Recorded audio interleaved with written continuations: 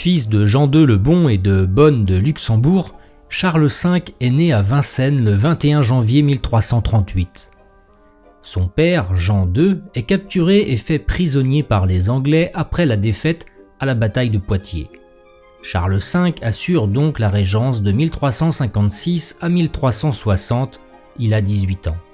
Handicapé d'un bras, il était inapte au combat, la guerre n'était pas pour lui.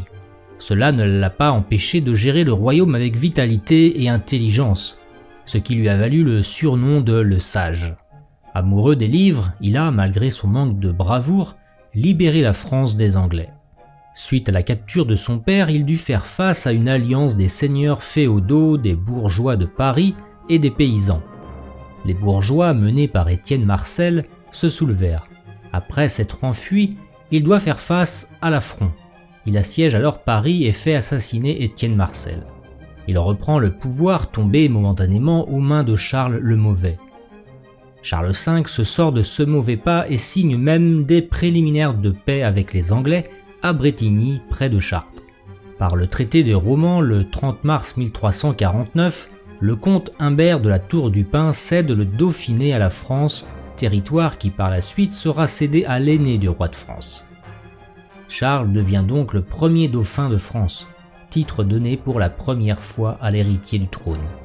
Après la mort de son père, Jean II, il est sacré roi de France à Reims le 8 avril 1364 en même temps que sa femme, Jeanne de Bourbon.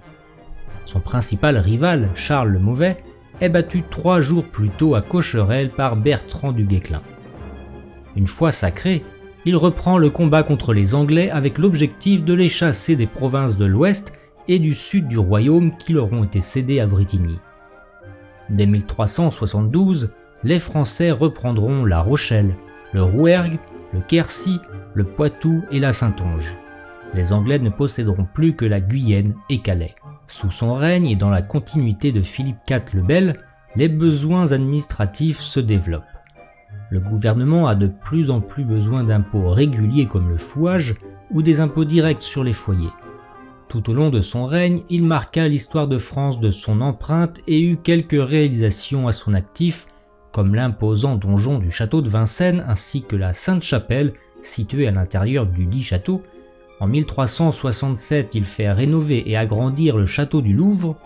Il fonde la librairie royale, ancêtre de la Bibliothèque nationale de France, et fait construire la prison de la Bastille dès 1370.